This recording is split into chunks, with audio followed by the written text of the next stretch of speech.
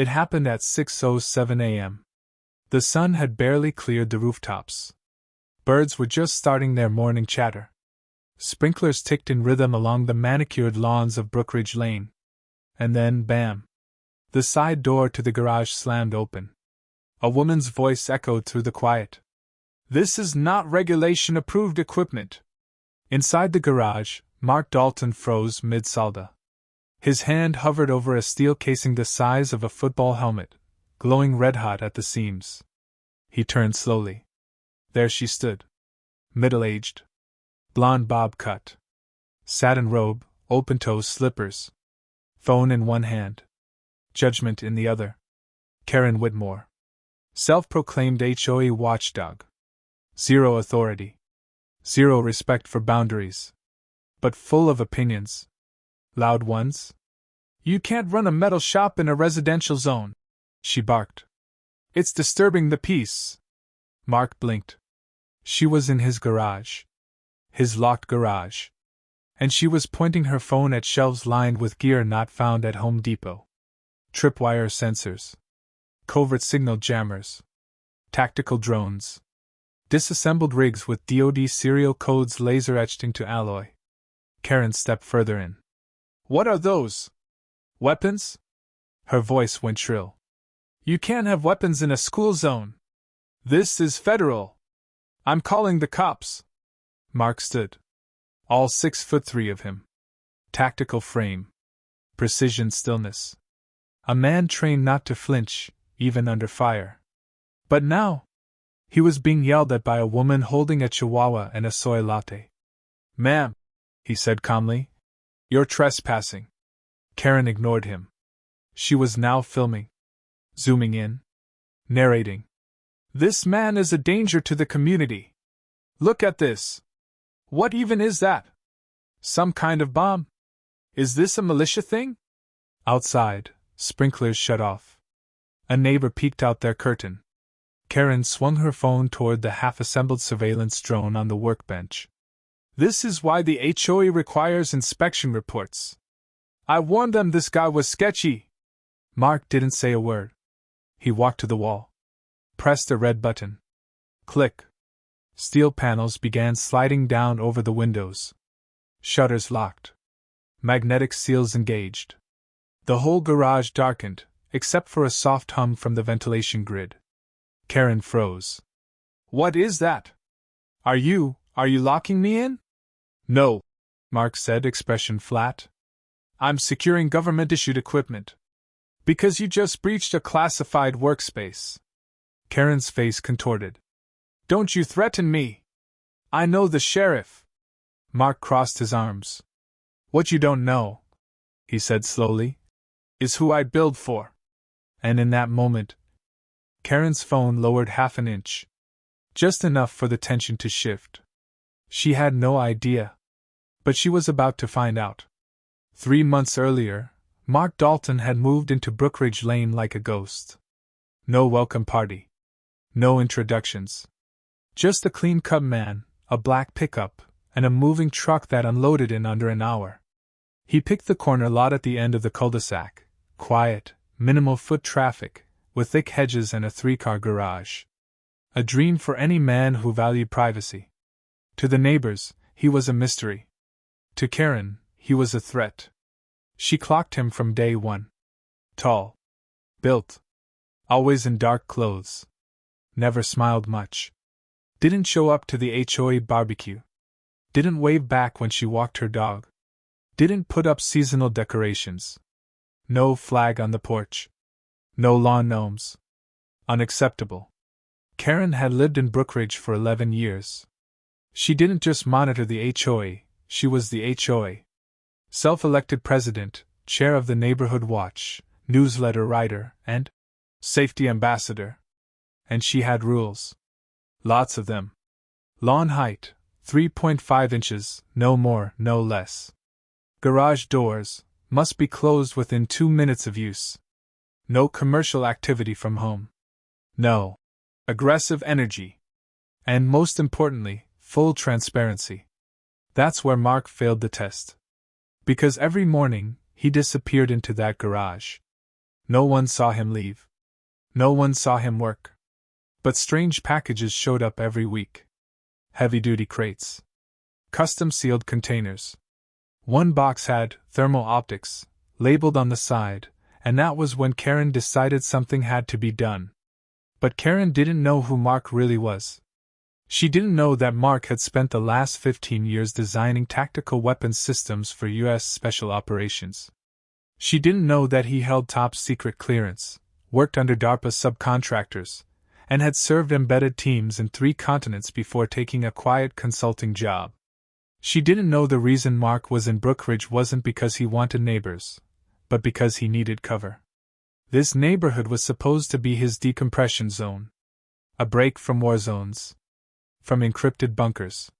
From contracts that required code names. But peace only works if people respect boundaries. Karen never did. She had already started collecting evidence. Photos of Mark's driveway. Recordings of garage sounds. One time, she even flew a drone over his backyard, claiming it was for HOA inspection. Mark ignored it. Until the drone came too close to the garage's heat sensor panel, and triggered a passive EM counterpulse. The drone dropped out of the sky like a dead bird. Karen lost her mind. She left a furious note on his door, written in red sharpet. "You owe me a drone. This is not a military base." That was 2 weeks ago. Mark filed it away. Didn't respond. But now, this morning, she had stepped into his garage. Uninvited. Unannounced. And caught red-handed on surveillance footage. And the worst part? She still thought she was in the right. By the time officers arrived, Karen was already mid-rant. "I was protecting the neighborhood," she shouted, gesturing wildly to the garage. "There are machines in there. Military-grade stuff. He's building weapons. Right in the middle of our street." Mark stood back. Calm. Silent. 2 patrol officers, local guys, not military, stepped into the garage and immediately paused. The space looked like something out of a Tom Clancy novel. High-grade tactical cases lined the walls. Laser calibration tools. Drone parts. Custom mounts. Blueprint schematics on a digital board. And one sleek black prototype with "Property of DoD" engraved just beneath the chassis. The younger officer whistled. Karen pointed. "See? I told you! He's running some underground bunker. Probably off the grid, hiding from the government." Mark finally spoke. "I work for the government." Karen's eyes narrowed. "Yeah? Prove it." Mark reached into the drawer by the bench and pulled out a lanyard. Department of Defense. Civilian contractor, Tier 1 clearance. Restricted access, Level Omega. The older cop nodded slowly. "Ma'am, we might want to step outside." Karen crossed her arms. "So you're just going to let him continue this? He's violating every HOA code on the books. Look at this place, he could blow up the entire cul-de-sac." The officer sighed. "Ma'am, this isn't an HOA issue anymore." That didn't stop her. The next morning, she printed flyers. Front and back. Bold letters. "Danger! Tactical Weapons Lab operating in Brookridge Lane. Stop the madness." She stuffed them in every mailbox. Taped them to lamp posts. Left a stack at the school entrance. By noon, Mark's doorbell had rung 14 times. Worried neighbors. Concerned parents. Even a local reporter who tried sneaking photos from the bushes. That's when Mark had enough. He walked into his garage, tapped a few commands on a touchpad, and accessed his internal drone network. Seconds later, 3 compact recon drones lifted silently into the air. Their mission, surveillance. Target, Karen's house. They hovered discreetly outside her windows, scanning for movement. They caught her screaming into a phone, waving her hands, pointing at a whiteboard full of insane scribbles, HOA bylaws, Mark's name, the word contractor, circled in red. She was spiraling. And then, she did it. She opened her garage, walked across the street, and, without knocking, pried open the side panel on Mark's fuse box. Live wires. Defense-linked grid. Trigger system active. Inside the garage, alarms beeped. Mark's phone lit up. Unauthorized access detected. He ran outside. And there she was. One hand in the panel. The other still gripping her phone. Her mouth moving, but he couldn't hear it over the siren now blaring across the street. "You need to stop right now," he said. But Karen turned and screamed. "I'm saving this community." Mark stepped closer. "You're about to trigger a system that activates a federal lockdown. You have no idea what you're touching." She didn't back down. "I've read the bylaws. I have authority." Mark stared at her, this woman, standing inches from a classified panel, believing a neighborhood rulebook gave her permission to dismantle his security system. And then, click! A spark jumped from the wires. The drones returned. Mark activated Protocol Shield. Steel shutters dropped around the garage. Red lights flashed along the perimeter. A deep voice echoed from a hidden speaker. "Unauthorized intrusion. Stand down." Karen froze. It was the first time her mouth didn't move. Her phone slipped from her hand. She turned to run, only to find two unmarked black SUVs pulling into the cul-de-sac. Military police. Real ones. Mark didn't call 911 this time. He called his commanding officer. And Karen had just gone from nosy neighbor to national security threat. The SUVs didn't have sirens. They didn't need them. The second those matte black vehicles rolled onto Brookridge Lane, the neighborhood went silent. Two men stepped out, dressed in plain tactical khakis, no badges, just presence. One walked to Mark. The other? Straight to Karen. "Ma'am, hands where I can see them." Karen blinked, confused. "Wait, who even are you? This isn't a crime, it's an HOA issue." Mark didn't speak. He just stood there, watching. The taller of the two men addressed Karen again, this time slower. "We're with the Office of Special Projects, U.S. Department of Defense. This residence and the operations within fall under federal protection. You breached a secured perimeter tied to classified systems. You've just triggered an internal threat protocol." Karen's mouth opened, then closed. She pointed at Mark. "He never told anyone that. He never explained. I was trying to keep the neighborhood safe." The man didn't blink. "And instead, you just accessed a node connected to our recon uplink. That's a cyber breach. Tampering with a protected federal grid is a felony." Another agent approached. Held out a small screen. On it? Footage. Clear video of Karen entering Mark's garage. Zoomed frame of her pulling at wires in the fuse box. Audio log of her ranting into her phone about destroying his setup before he arms the drones. Karen stammered. "That video was taken without my consent. That's entrapment." Mark finally spoke. Calm. Even. "You broke into my garage. Entered a secured DoD-linked workspace. Accessed a government panel. And attempted to disable a surveillance drone system that's used overseas to rescue hostages." Everyone froze. Even the neighbors watching from porches. Karen's face went white. She looked like a statue made of shock. The shorter agent spoke now, his voice even colder than Mark's. "You don't get to shout HOA rules when you're interfering with active military intelligence development." Karen raised her arms. "I didn't know. I thought he was building, like, Amazon drones or something." The agent stared. "No, ma'am. He's been developing autonomous recon tech for Tier 1 operators in the Middle East. 2 months ago, one of his prototypes located 3 missing contractors buried under a collapsed compound. He saved lives. While you were complaining about wind chimes." Silence. The whole block heard that. Karen finally broke. "I didn't mean to cause harm." The agent didn't flinch. "But you did. And you will face the consequences." They didn't handcuff her. They didn't drag her away.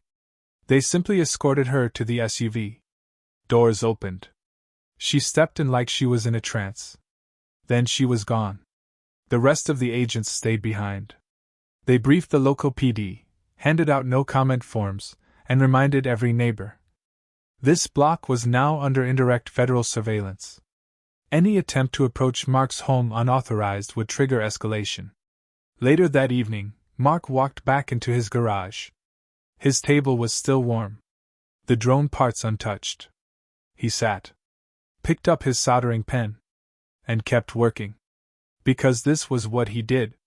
Not for himself, but for people who would never know his name. And the woman who tried to tear that down. She finally understood, far too late. He didn't build weapons for war. He built them to stop people exactly like her. Karen didn't return to Brookridge Lane. Not the next day. Not the next week. Not ever again. Her house? Sold off market within 72 hours. One moving truck came at dawn. No goodbyes. No explanations. Only whispers left behind, the kind that live forever in HOA group chats and memory. But justice didn't play out in the town square. It played out on paper. She was hit with 3 federal charges. Trespassing on a classified site. Tampering with restricted surveillance equipment. Obstructing a protected federal contractor. No prison. But a deal was struck. She lost her home, paid a 6-figure fine, and was placed on a permanent no-clearance list, meaning she'd never be allowed near government operations, federal employment, or military installations ever again. But for Mark? That wasn't the justice he cared about. Because Mark didn't need headlines. He didn't need public apologies. He needed peace. And finally, he had it. The neighbors, once cautious, now nodded with quiet respect. Some dropped off coffee. Others brought baked goods. One retired Navy man simply left a note that read, "Didn't know you were one of us. But we're lucky to have you here." The HOA? Restructured. New leadership. Real transparency. The bylaws that once fueled Karen's power trip were rewritten, with legal oversight. And Mark? He kept building. The garage stayed locked, but the shutters no longer needed to drop with every passing footstep. He added a motion-activated speaker out front that simply said, "Private workspace. Protected property. Respect goes both ways." No one questioned it. Not anymore. Occasionally, someone new would ask, "Hey, what do you do in there?" Mark would smile. "Just some contract work." And they nod, clueless, walking away, never knowing the full weight behind the word contract. Because justice doesn't always come with courtrooms or flashing badges. Sometimes it's a neighborhood that finally breathes easy.